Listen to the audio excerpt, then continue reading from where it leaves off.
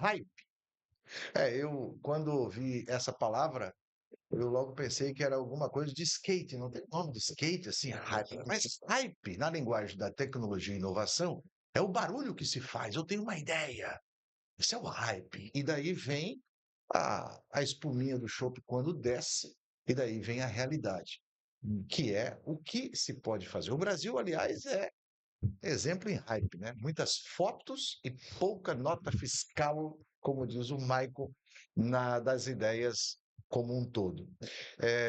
Nós estamos começando nosso podcast, né? Hoje, do Amovercast. Antes da gente começar aqui e eu apresentar os meus convidados, se inscreva no nosso canal, acione o sininho, compartilhe isso daí. Só que aquilo que eu digo, a dica, não compartilha com o concorrente, porque senão ele também vai ficar tão esperto como você que está vendo isso daqui. É claro. Gente, hoje eu tenho aqui a participação.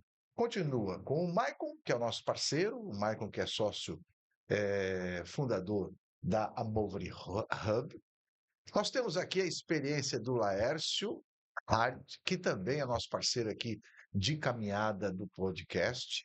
E hoje nós temos a participação do Marcelo. O Marcelo, ele é um cara assim extraordinário. Depois eu quero que ele conte um pouquinho sobre essa experiência que ele tem de ter ali a trajetória dele da universidade, no Senai, na indústria, ou seja, hoje aqui o prato está feito e você vai aprender a como chegar o caminho das pedras e conseguir o fomento que você precisa para a sua inovação. Michael, tudo bem? Tudo bem, tudo bem. Passou bem? Bem, esfriou um pouquinho, né? Pois é, Estamos aqui mas o tudo assunto de esquentou, né? jaqueta, de casaco, né? E ainda Mas bem, né, cara? Porque Mas vai esquentar agora.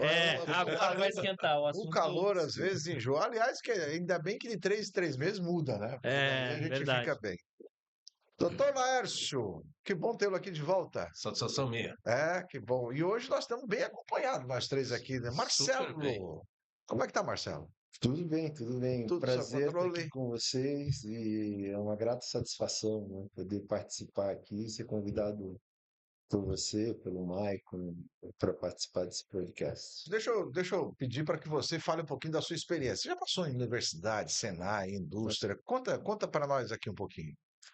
Bom, eu desde a minha graduação eu sempre tive ligado à indústria, né? Então, desde quando eu estava na engenharia, eu participei de vários projetos de inovação, de pesquisa, desenvolvimento junto à indústria, e isso nunca saiu de mim. Eu sempre tive muito ligado a isso e eu consegui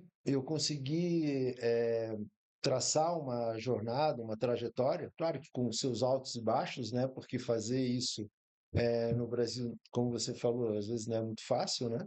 Mas com o apoio de boas universidades, né? Como eu trabalhei, né? Eu trabalhei um tempo com o pessoal da UDESC, com o pessoal da Universidade de São Paulo, depois fora do Brasil também, eu consegui fazer bons projetos, né? E trazer bons resultados desses projetos para a indústria, que digamos assim, nos anos 90 era uma coisa bem complicada você fazer isso, né? Não tinha tanto investimento como a gente vê hoje. A gente fazia, eu até converso com o pessoal de hoje está muito fácil, porque na nossa época lá, Laércio, a gente não tinha a FINEP como tem hoje, né? A gente tinha o CNPq e olhe lá ainda, né? E contava muito com o apoio da indústria mesmo, investimento da indústria para a gente poder tirar um projeto de pesquisa lá da academia e levar para uma aplicação na Você indústria. está querendo dizer que não tinha tanto aporte do governo nessas pesquisas? Não, O não que tinha. hoje tem. O que hoje tem, principalmente para a indústria, para essa nossa área. Acho que tinha até para outras áreas, né? Acho que Mas sempre teve naquela época, nos anos 90, o Laércio estava lá no front ainda na época da Embraco, né? Nesse momento, então, era a indústria que aportava o recurso, Laércio. Perfeitamente. Nós aportávamos recursos financeiros e também de pessoas para as frentes de pesquisa. E quando não havia o conhecimento que precisava ser desenvolvido, nós procurávamos as universidades. Para fazer aquele tripé que a gente já conversou aqui. Exatamente. Quando você não tinha o conhecimento básico, então o nosso apoio era as universidades. E também era um momento para procurar talentos, porque nesses projetos você aproveitava para a formação de pessoas dentro da universidade que acompanhavam o projeto E após, eles migravam para dentro da empresa. Agora, eu acho que o Michael está pensando assim, meu Deus, que época difícil, porque se não tinha dinheiro do governo, Não tinha. como temos hoje, os fomentos, né, Michael? Era complicado. Hoje está bem mais fácil, né? Eu digo que eu peguei uma época boa já, né? Não que ela não seja desafiadora, né? Mas a Sim, gente está claro. num momento muito bom de país, né? Claro, algumas áreas ainda precisam de muito investimento público para serem desenvolvidas, mas quando a gente fala de inovação, seja ela radical ou incremental, existem hoje muitas maneiras de você buscar recurso para mitigar esse risco técnico e financeiro das empresas de desenvolvimento, né? Marcelo, qual é a diferença entre uma universidade pesquisar por obrigação e uma pesquisa para resolver problemas? Boa. Eu acho que, por obrigação, todas elas, a princípio, Tem têm que que, fazer, né? tem que, né? Porque é um pilar da universidade. Ela tem que ter pesquisa, ela tem que ter um programa de mestrado e doutorado, mas ela tem que ter isso lá na operação dela. Agora, para você tirar essa pesquisa, né, lá da universidade, os resultados dela e aplicar na indústria, aí que está aquele abismo, né, que a gente encontra na maioria dos casos, né? Ou seja, eu tenho muita pesquisa hoje lá engavetada que poderia ser solução para muito problema na indústria. E isso aí, durante muito tempo, foi um grande desafio, né? Hoje, nós temos caminhos para tirar essa pesquisa lá da gaveta do pesquisador da universidade, do professor, do acadêmico, e apresentar para a indústria, né? Hoje tem várias fontes de fomento que estão fazendo isso. Por exemplo, vou pegar um exemplo agora da Embrapi, ou da própria FINEP, né, que a gente tem falado bastante. Você é obrigado a ter uma ICT, um Instituto de Ciência e Tecnologia, uma universidade, junto num projeto que vai ser aplicado na indústria. Então, isso já começa a movimentar e dar uma outra característica, né, uma outra Agora perspectiva deixa eu te, deixa eu para te essa perguntar uma solução. coisa, mediante isso daí, não é necessário com que a universidade prepare este aluno já com esse espírito, igual tem universidades que preparam um aluno para ser empreendedor. Talvez Uhum. esses que entram nessa área, colocá-los na cabeça que eles precisam desenvolver, através do seu trabalho, da sua pesquisa, Uhum. algo que resolva o problema e não só por nota. Sim, sim, sim.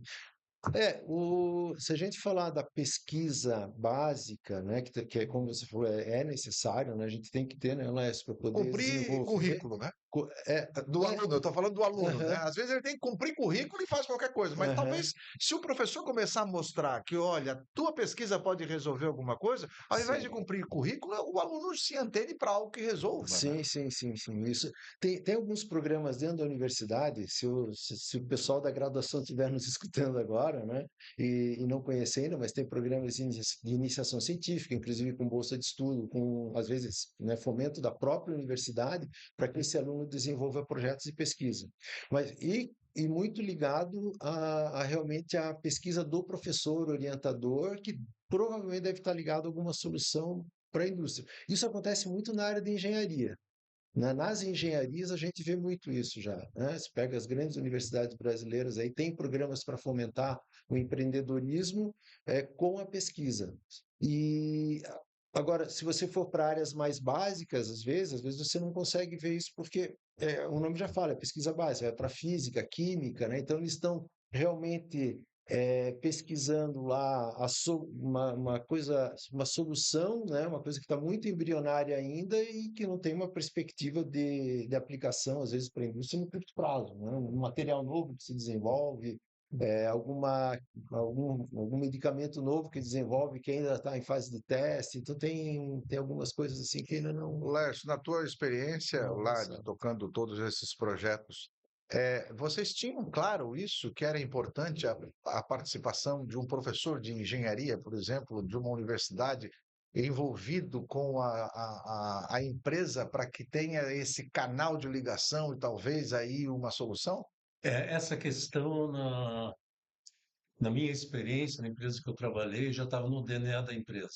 Então, como num determinado momento nós compramos a tecnologia, mas para dar seguimento nós precisamos adquirir conhecimento. Uhum. E para realmente ter uma parte disruptiva da tecnologia, para aumentar a nossa competitividade, nós precisávamos procurar conhecimento que não havia.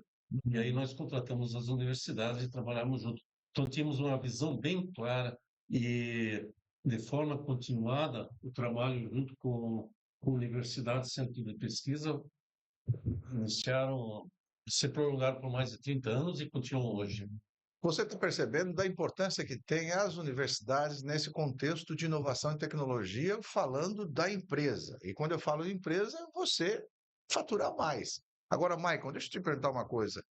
O papel da Movery Hub é exatamente isso, é mostrar ao empresário a importância que tem a pesquisa e vocês formatar esse projeto, como é que é?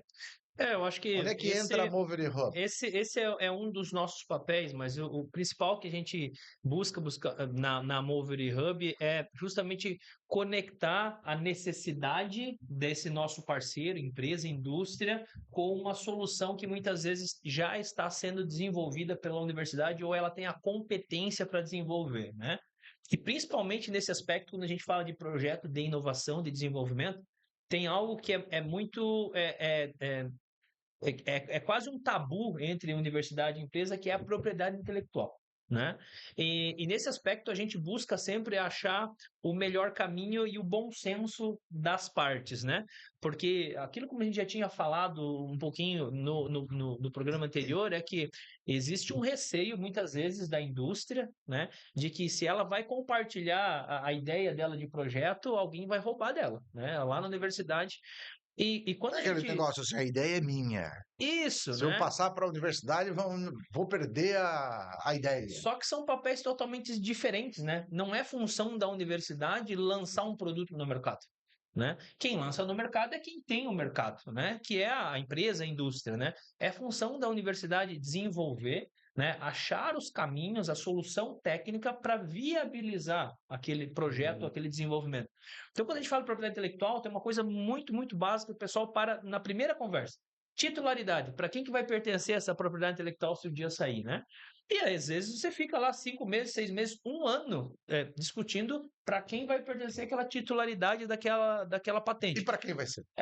Aí é que tá. Pode ser das duas. Você pode compartilhar essa titularidade e não vai tirar o mérito das partes, né? Pode ser 50% para cada uma. Só que é diferente titularidade de exploração comercial, né? E aí que as empresas não entendem. Pô, então eu posso ter uma propriedade intelectual compartilhada com a universidade? Pode, deve ter. Eu acho que é muito interessante. Mas o cascalho vai para quem? Mas a exploração daquilo é a empresa que vai explorar. Até porque a universidade não pode explorar.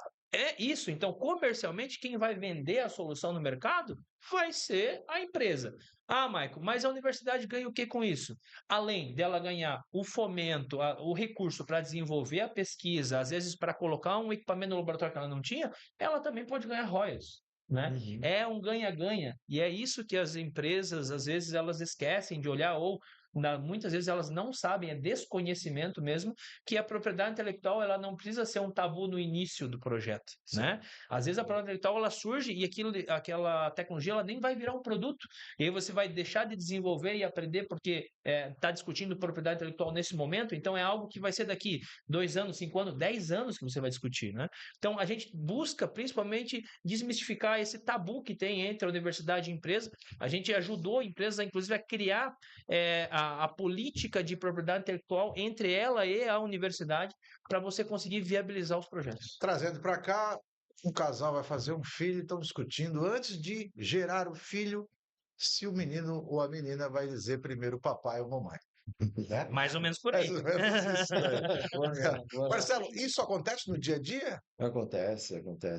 Então, hoje, como o Maicon bem pontuou, já tem mecanismos para você fazer isso. Então, por exemplo, se as federais hoje já têm mecanismos, têm regras, né, para poder compartilhar essa titularidade e, inclusive, maneiras de receber royalties. É um pouco mais burocrático.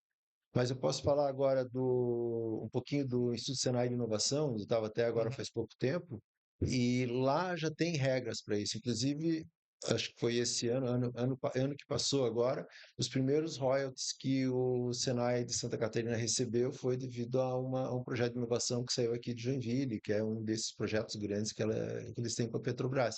E isso começa a gerar recursos. E é legal porque você vê o ciclo fechar, né?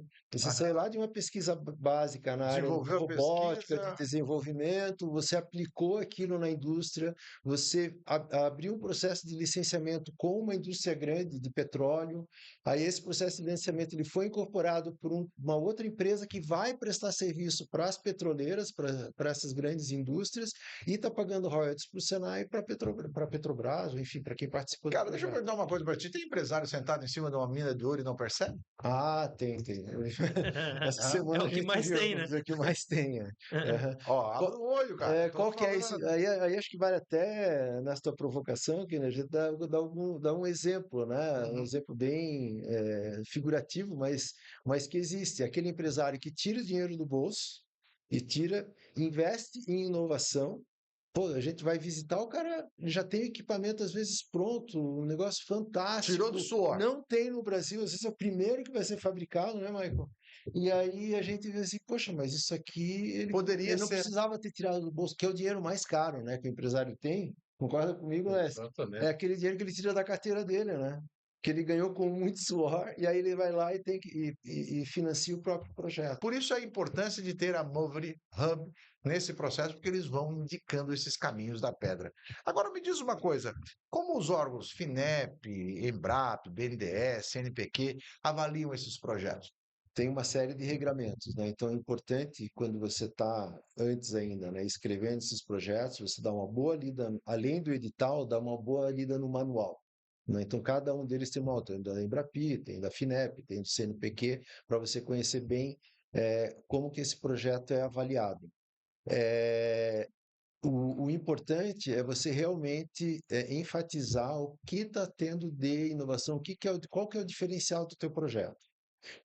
Deixar bem claro os resultados. Deixar bem claro quem participa desses resultados, quais atividades estão ligadas a esse resultado. O que acontece às vezes?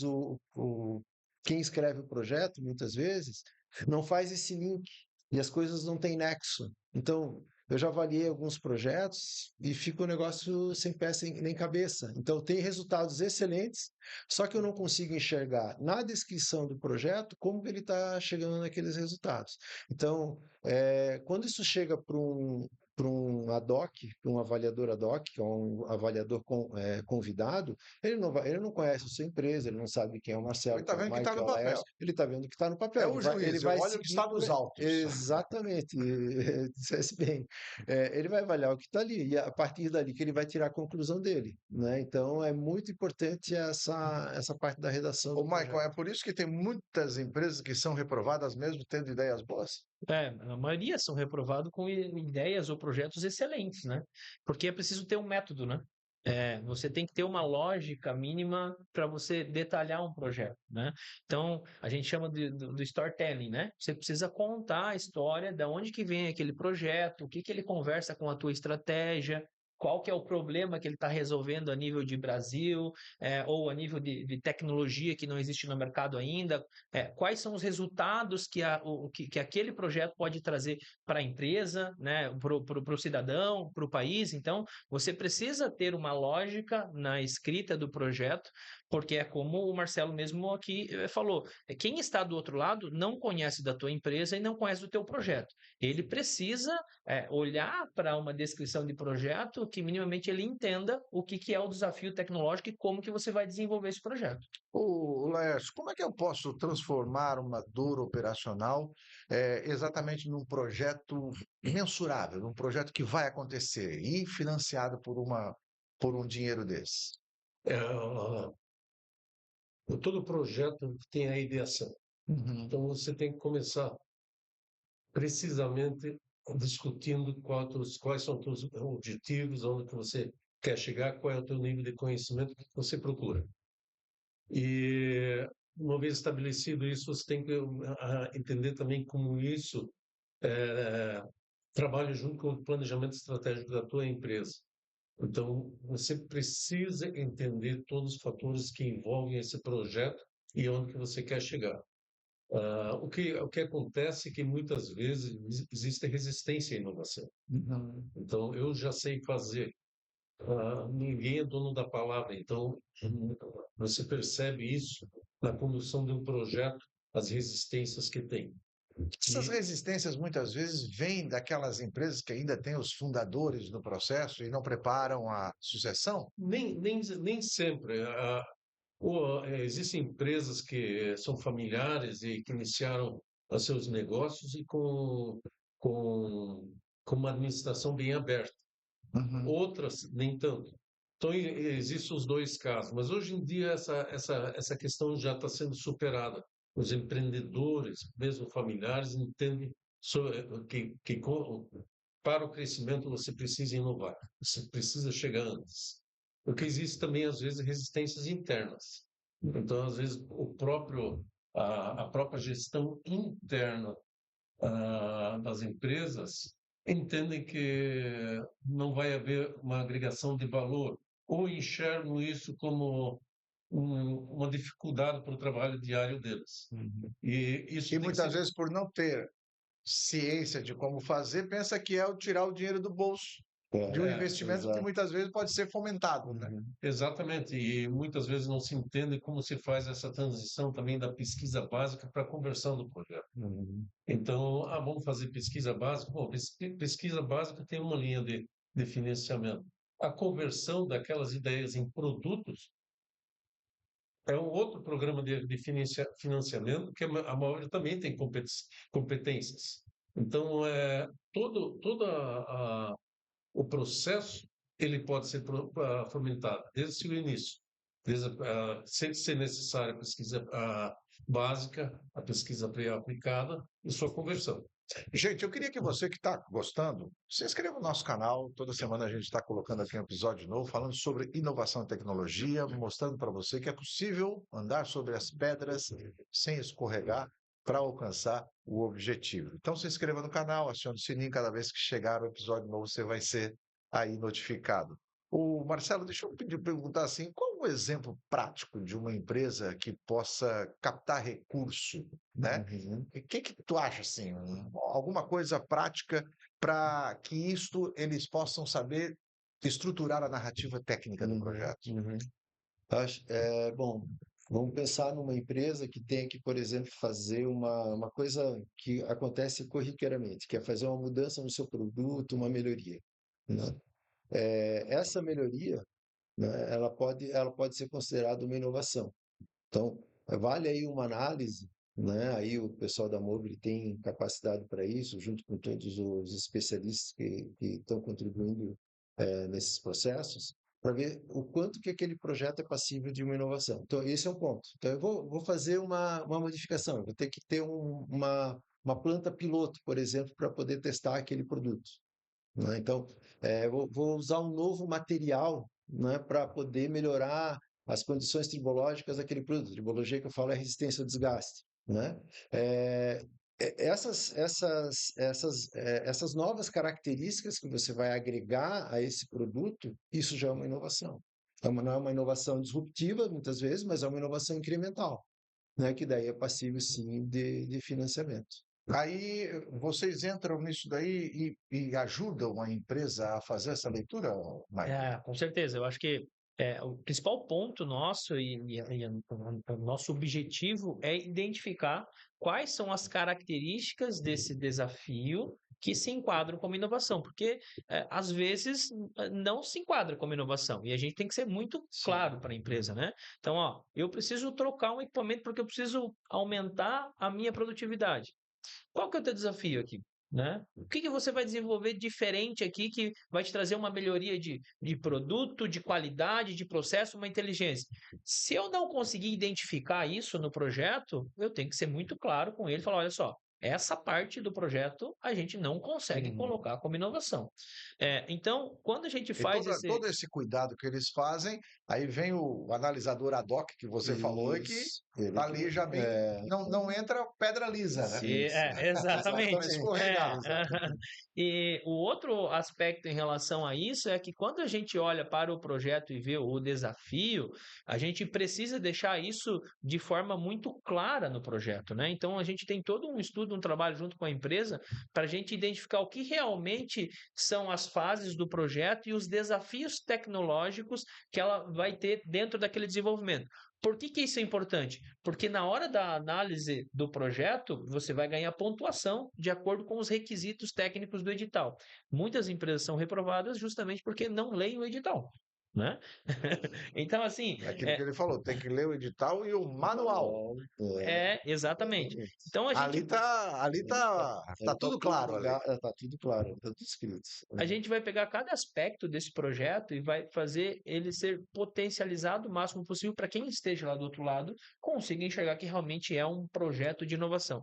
Então, antes de tudo, a gente faz o que a gente chama de um roadmap tecnológico junto com a empresa, né? Vamos pegar quais são as fases do teu projeto, o que é o teu funil de desenvolvimento e o que realmente é a inovação que se enquadra naquele chamamento específico. Aí sim a gente começa a ter um esqueleto, a estrutura do projeto, para aí sim colocar quais são os detalhamentos que precisam ser feitos durante o desenvolvimento. O Laércio, como é que o empresário pode medir o retorno financeiro dessa pesquisa? Tem como fazer uma medição assim para saber, olha, essa pesquisa vai me dar X de lucro? Bom, se for uma pesquisa básica, é bem mais difícil essa conta, por causa que você não tem exatamente um cronograma e um entendimento de todas as dificuldades.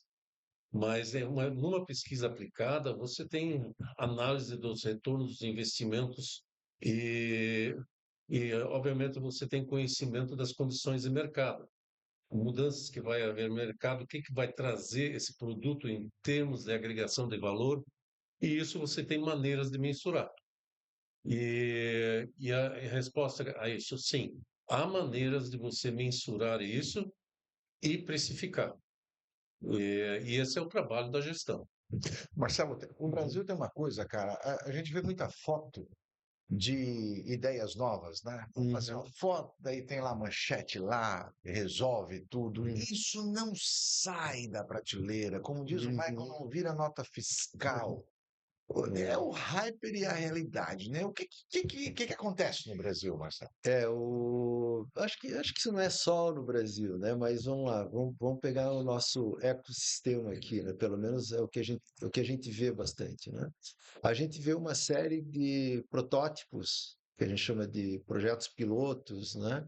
Que chegam a ter sucesso na solução, chegam a demonstradores, né? Relevantes, trabalhando, operando muitas vezes na operação, só que por algum motivo esse piloto fica lá, ganha prêmio, né? Sai no jornal e por algum motivo ele não vira nota fiscal, ele não vira inovação, né? Porque a O que gente faltou? Qual foi o engate ali que faltou? Olha, às vezes é um posicionamento estratégico da empresa, pode ser também. Às vezes pode ser algo que, para aquela solução, aquela solução é excelente, só que não para resolver o problema do mercado, que se encontra no mercado.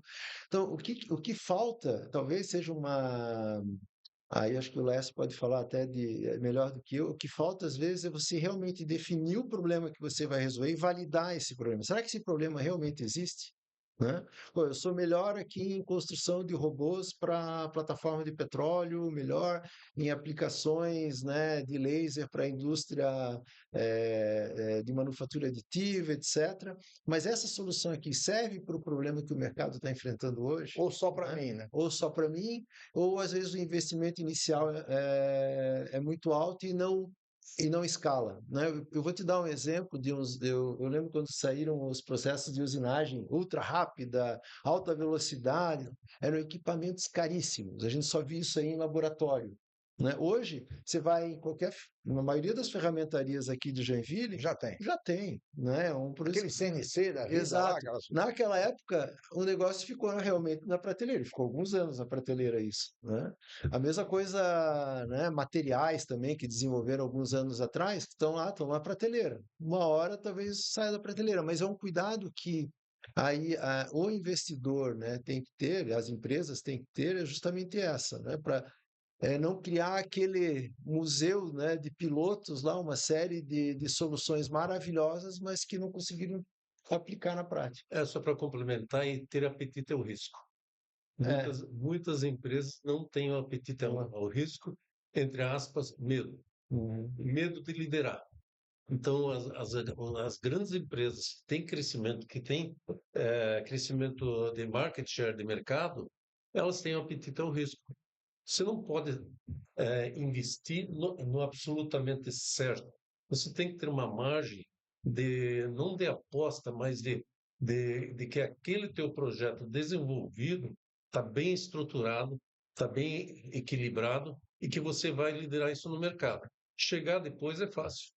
Eu tenho uma Uhum. coisa que o Michael sempre fala, que é o seguinte, que quando tem fomento de algo que é muito arriscado, é aí que o governo investe mais, Michael.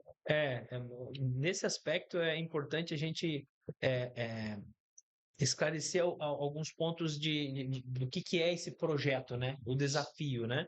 Então, existem tipos de fomento no mercado hoje que pega diferentes estágios da inovação, né? Então, se a gente pegar aí pesquisa básica, pesquisa aplicada, desenvolvimento experimental e aí a aplicação lá no mercado, né? Quanto mais perto da pesquisa básica, maior é o risco aqui, né? Uhum. E para esse tipo de projeto é aonde tem as subvenções, né? Por quê? Porque é um alto risco tecnológico e principalmente também que converse com alguma demanda estratégica de país, né? Então, assim, não adianta você tentar buscar uma subvenção para desenvolver algo extremamente tecnológico, mas que o país, a sociedade, Não está né, afim. não está afim, Não é não uma está precisando, necessidade. não é a necessidade, Exato. né? Até porque essa necessidade justifica o dinheiro do povo Isso, nesse investimento. exatamente. Então, no final, tem que dar um retorno para a sociedade, né? Então, esse que é o aspecto. Então, quanto mais arriscado o projeto e quando ele tem esses checks que a gente faz, né, durante o aprendizado, o desenvolvimento do projeto junto com o cliente, maior é a chance dele pegar uma subvenção. E sim, o alto risco tecnológico, ele tem que ser financiado por uma subvenção, né? Quando você vai desenvolvendo, vai amadurecendo, ele vai chegando perto do mercado, o risco tecnológico é menor, né? O risco financeiro é menor também, porque a chance de dar errado já é menor, porque você já mapeou uma série de coisas no mercado.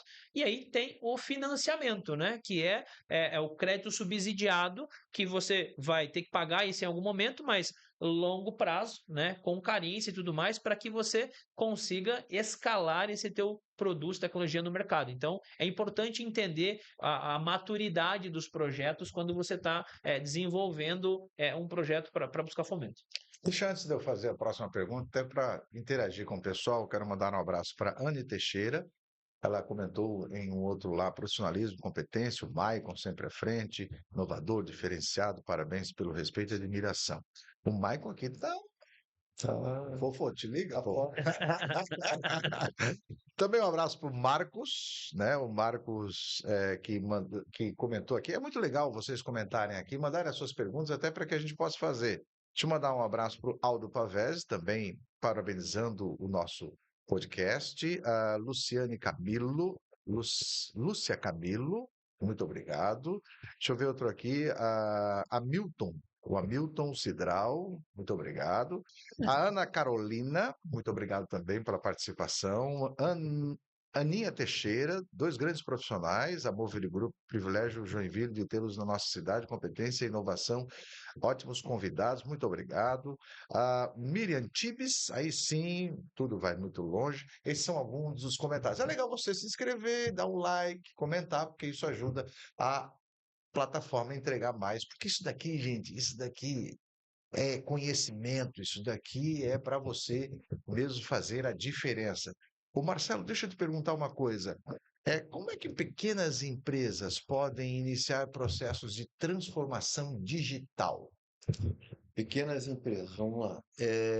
Bom, Como aquele negócio, processo. pequenas empresas, grandes Pequenos negócios. grandes negócios. Pode transformar num grande negócio. Então, aí os unicórnios da vida, né? É Estão verdade. começando a aparecer, né? Mas acho que o importante, não só para pequenas empresas, mas para qualquer empresa, é você olhar para o teu negócio, né? Não é você comprar uma API, um aplicativo de IA que daqui a pouco você está transformando o teu negócio, transformando a tua empresa. Muito pelo contrário, muitas vezes pode ser uma pedra no teu sapato, né? Mais uma coisa para você cuidar e que não vai te ajudar. Então, o importante é você olhar para o teu negócio, aonde que está o gargalo do teu negócio. Por exemplo, é a tua conexão com o cliente? né? A tua interação com o cliente, é isso que você está tendo problema? Então, peraí, vamos resolver isso aí primeiro, né? Se isso é um gargalo para você, é um processo que está te atrapalhando, que está atrasando a tua produção, pô, então vamos olhar para esse processo, vamos ver como que a gente pode automatizar. É um robô que tem que colocar? Não, espera, não vamos colocar robô agora. Vamos primeiro melhorar o teu processo e depois vamos ver o que... Laércio, teve projeto que eu peguei que eu fui convidado para instalar robôs, né, para fazer projeto de robotização. A gente foi lá, fez um Lean na empresa, não precisou. Ó, Não vendi o projeto.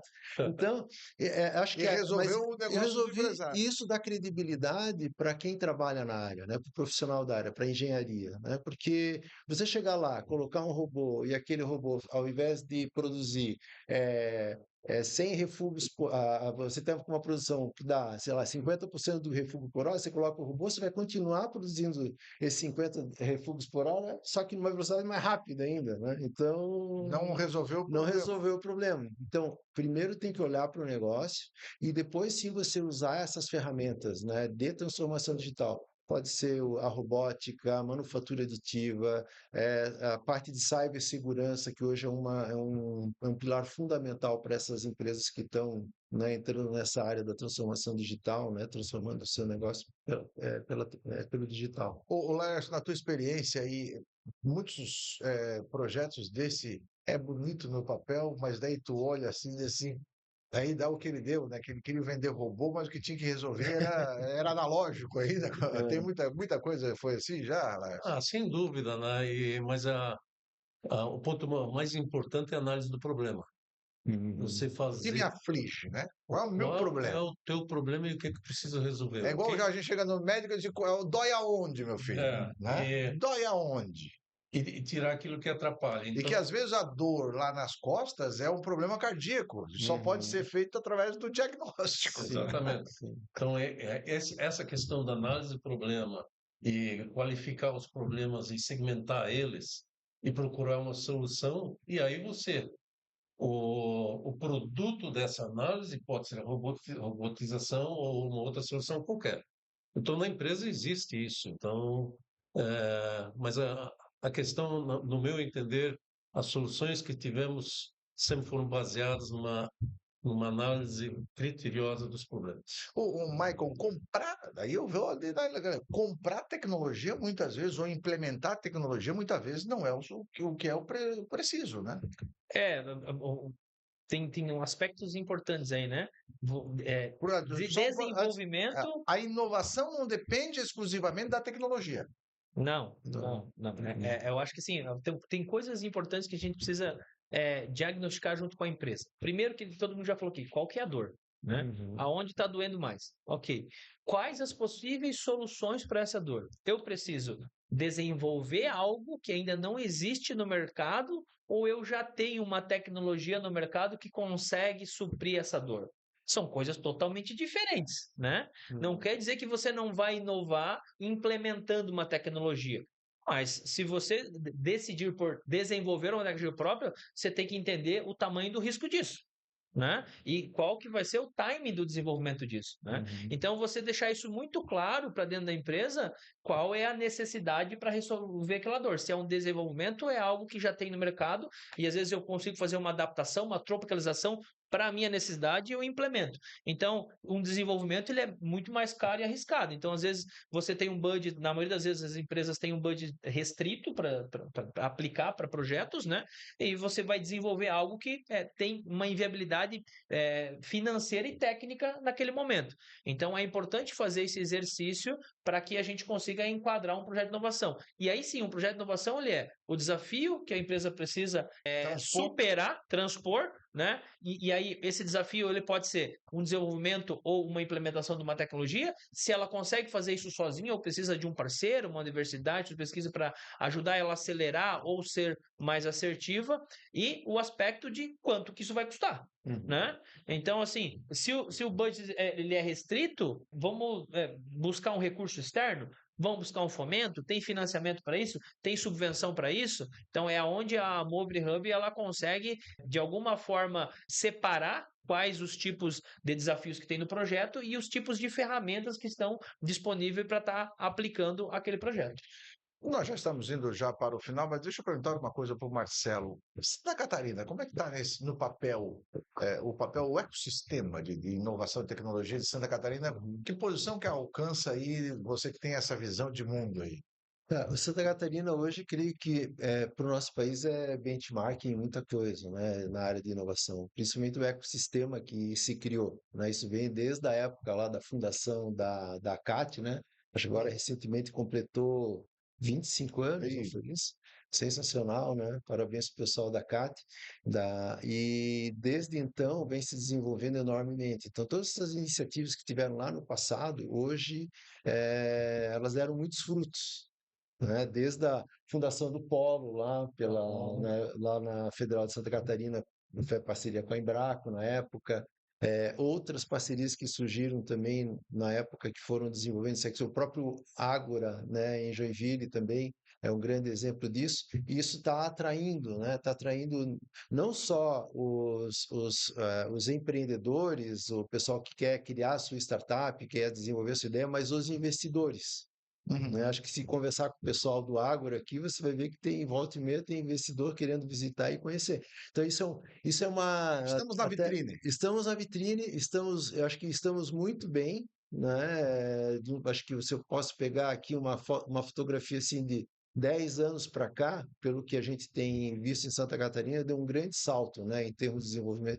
E não é só Florianópolis, Joinville. A gente vê que isso já está permeando todo o estado. Você vai para o oeste, lá para Aí Chapecó, começam as você vê que regionalidades, né? em Santa Catarina tem uma característica muito boa, né? Porque lá no oeste é alimentos, é mais Proteína animal, proteína animal, né? vai para o sul é Sensacional. mais carvão, vai ali na região Cerâmica, cerâmica, vai ali na região de Blumenau é têxtil, têxtil, a nossa é químico, metal mecânica, é mecânica aqui legal isso daí. não, automação aqui em Joinville é muito desenvolvida. O Joinville é um dos maiores polos de desenvolvimento de software, né? Junto com o Blumenau, Florianópolis. Você pegar aqui Blumenau, Jaraguá, Joinville, Florianópolis, Aí dá. nossa, Sabe por que que eu sem pergunto contar. isso? Porque eu tive aqui uma conversa com o Dr. Poli e a doutora Mariane sobre as inovações e tecnologias na área do tratamento oncológico. E o Dr. Poli me falou algo aqui que foi muito interessante. Ele disse o seguinte, Kennedy, nós começamos a ver alguns tipos de cânceres que há muito tempo não víamos em Santa Catarina. Interessante. E ele falou, eu perguntei para o meu pai, pai, o que que é isso? Porque para ele, que é da geração nova, ele não tinha conhecimento. E olha só que interessante. Quais são as pessoas que estavam com esse tipo de câncer? Os migrantes que vêm de região que não trabalha a prevenção. Olha a importância, Uhum. entendeu? Olha a importância, cara. Sim. São as pessoas que estão vindo de região que não tem todo um aparato de prevenção e cuidado, o que nós já temos, acaba chegando aqui situações que até então não estava na nossa prateleira. Uhum. Oh, que maluco isso daí, né? A importância da inovação também com relação Sim, à saúde, sim. né? Que legal. Gente, o nosso tempo está acabando. Eu quero mais uma vez aqui agradecer. Obrigado, Laércio. Prazer. Vamos. Espero voltar ali. Vai voltar. Vocês serão sempre minhas vítimas aqui, né? Michael, obrigado, Michael. Eu que agradeço aí, ó. O pessoal vem assistindo e acompanhando os nossos episódios aí, né? E a ideia da Move Hub é justamente desmistificar ou descomplicar a inovação nas empresas, né? Como que a gente pode ajudar? Nos procure, né? A gente faz uma conversa informal, né? E às vezes dali sai um projeto. E a última pergunta, o meu agradecimento ao Marcelo, querendo que você defina essa frase. Quem não entender hoje de inovação e tecnologia pode virar amanhã um fornecedor barato? Pode, pode. Eu tenho uma frase que eu guardo para mim, de vez em quando eu falo, que é o seguinte: a tecnologia ela encanta, mas o que escala realmente é o método.